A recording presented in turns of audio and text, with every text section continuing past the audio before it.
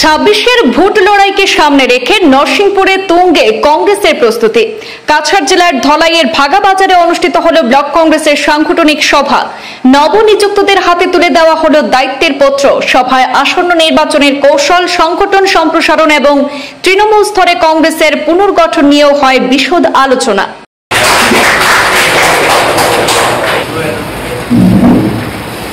সভাপতি আলিয়াকর লস্কর,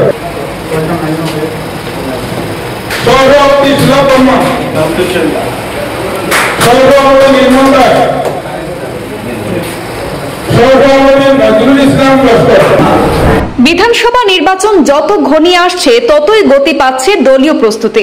2026 সালে বিধানসভা নির্বাচনকে সামনে রেখে কাছাড় জেলার ধলাইয়ের নরসিংপুর ব্লক কংগ্রেস কমিটির উদ্যোগে বুধবার ভাগা বাজারের এক বিবাহ ভবনে অনুষ্ঠিত হলো এক গুরুত্বপূর্ণ সাংগঠনিক সভা। এদিন সভায় নবনিযুক্ত ব্লক কমিটির সদস্যদের হাতে নিযুক্তিপত্র তুলে দেওয়া হয়। সভায় সভাপতিত্ব করেন নবনিযুক্ত সভাপতি রাজন পালিত। স্বাগত বক্তব্যে রাজন পালিত বলেন, 2026 সালে ধলাইতে কংগ্রেসের জয় নিশ্চিত, তবে সংগঠনকে শক্তিশালী করতে প্রত্যেক কর্মীকে আরো সক্রিয়ভাবে মাঠে নামতে হবে। তিনি আরো জানান, খুব শিগগিরই জিপি, মন্ডল এবং বুথ কমিটি গঠনের প্রক্রিয়া শুরু হবে। আজকে সভায় উপস্থিত ছিলেন জেলা কংগ্রেস কমিটির উপসভাপতি জালাল আহমেদ মজুমদার, ব্লক কংগ্রেসের সাধারণ সম্পাদক এডমিন আলতাফ লস্কর, জেলা কংগ্রেস কমিটির সম্পাদক আজির উদ্দিন লস্কর, সালে আহমদ লস্কর, আকমল হোসেন বড়ভূইয়া প্রমুখ। সভায় আসন্ন নির্বাচনের কৌশল, সংগঠন সম্প্রসারণ এবং তৃণমূল স্তরে কংগ্রেসের পুনর্গঠন নিয়েও বিশদ আলোচনা হয়। নরসিংপুর ব্লক কংগ্রেসের সভাপতি হিসাবে আমাকে নিযুক্ত দেওয়ার পর আজকে আমরা নরসিংপুর ব্লক কংগ্রেস কমিটির পূর্ণাঙ্গ কমিটি গঠন করতে সেটা আমরা পাঠিয়েছিলাম জেলা কংগ্রেসে। সেটা অ্যাপ্রুভেল আসার পর আজকে আমরা ব্লক কংগ্রেসের যারা পদাধিকারীরা আছেন তাদেরকে নিয়ে এখানে আমরা একটা সভা করেছি এবং ওনাদেরকে আমরা আনুষ্ঠানিকভাবে অ্যাপয়েন্টমেন্ট লেটার ওনাদের হাতে তুলে দিয়েছি।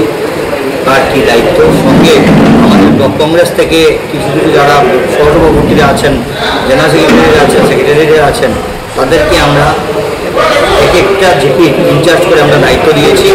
যেহেতু আমাদের আসাম প্রদেশ কংগ্রেস কমিটির সম্মানিত সভাপতি শ্রদ্ধেয় গৌরব গগৈজির নির্দেশ মর্মে আমাদেরকে নির্দেশ দেওয়া হয়েছে যে ব্লক কংগ্রেসের যেটা কমিটি, তারপর মন্ডল কমিটি এবং বুথ কমিটিটা সম্পূর্ণভাবে লাস্ট 8 তারিখের ভিতরে আমরা, কারণ ওনাদের টাইম শেষ, আমাদেরকে লোক দিয়েছেন, আমাদেরকে ছাড় দিয়েছেন। সেটার কারণ হলো যে আমাকে নতুন সভাপতি নির্বাচিত করা হয়েছে, তার জন্য আমি অল্প রিকোয়েস্টও করেছি যে আমাকে অল্প টাইম দেন।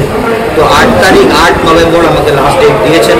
তো আমি আমাদের আজকে সবাইকে অ্যাপয়েন্টমেন্ট দিয়েছি এবং ইনচার্জ যাদেরকে আছে তাদেরকে আমরা দায়িত্ব দিয়েছি এবং যারা বাদ করেছেন আমরা সেটাও আলাপ আলোচনার মাধ্যমে যে 2-4-5 যারা বাদ করেছে তাদেরকেও আমরা অন্তর্ভুক্ত করব কমিটিতে। এবং আজকে ইনচার্জ যারা দিয়েছি তাদেরকে আমরা বলেছি 8 তারিখের ভিতরে আমাদের সম্পূর্ণভাবে মন্ডল কংগ্রেস কমিটি এবং বুথ কংগ্রেস কমিটি মিটিংয়ের মাধ্যমে সম্পূর্ণ করে আমাদেরকে এনে দিতে লাগবে। তো আজকে আগামীতে দেখুন আর 4 থেকে 5 মাস আসে বিধানসভা নির্বাচনে, সমগ্র আসামে কংগ্রেসের জোয়ার বইছে।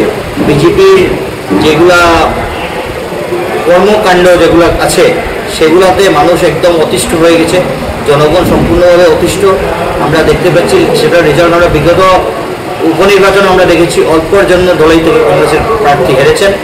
তো এখন আমাদের কংগ্রেসের যারা ওয়ার্কাররা আছে সবাই একদম চাঙ্গা আছে আজকের ডেটে। আর আমরা প্রস্তুত সম্পূর্ণ যে আগামী 26-এর নির্বাচনে আমাদের আশা, দৃঢ় বিশ্বাস ধলাইয়ের জনগণ আমাদের এবার কংগ্রেসের পক্ষে রায় দেবেন। কারণ ধলাইয়ের জনগণ অনেকবার এখানে ভাওতাবাজির সম্মুখীন অনেকবার হয়েছে, অনেক ভাওতাবাজি হয়েছে। আজকে আমরা দেখেছি অরুণোদয় নিয়ে কীভাবে দুর্নীতি হচ্ছে, গ্রামে গঞ্জে অরুণোদয়ের টাকা নেওয়া হচ্ছে। বিজেপির ওয়ার্কার, আমি ডাইরেক্ট নাম বলে বলবো, বিজেপির ওয়ার্কার, বিজেপি দলের ওয়ার্কার ডাইরেক্টলি অরুণোদয়ের দিবে বলে টাকা নিচ্ছে। জিওটেক করাবে, ওইদিকে যাবো না, ওইদিকে গেলে আমাদেরকে টাকা দিতে লাগবে, ওইদিকে গিয়ে জিওটেক করাচ্ছে। 1000-2000 টাকা করে সংগ্রহ করা হচ্ছে গ্রামের গরিব মানুষ থেকে, জনগণের কাছ থেকে। তারপর আজকে দেখুন বিজেপির গভর্নমেন্টের কীগুলো অপশাসন। আজকে দেখুন আমাদের যেগুলো কাঁচা সুপারি আমরা দেখতে পাচ্ছি, আজকে রাস্তাতে তো আপনারা গেলে দেখতে পাবেন রাস্তাতে থামানো আছে ট্রাকগুলো। আজকে 60 টাকা, যেটা শুনতে পেরেছি 60 টাকা না 7.5 টাকা পার কিলো দিতে লাগে। কি নাম্বার কি আসে উপর থেকে, কি একটা যেটা শুনতে পাই বাজারে উপর থেকে নাম্বার আসে, আসার পর ওইগুলো নাম্বার দেখে দেখে গাড়ি ছাড়া হয়। আমি বুঝতে পারছি না যে কাঁচা সুপারি আমাদের গ্রামের অর্থনীতি সেটার উপরে সম্পূর্ণভাবে নির্ভর করে। আমাদের গ্রামের জনগণ যারা আছেন আমাদের বাড়ি সেটা আমরা ফল হিসেবে জানি।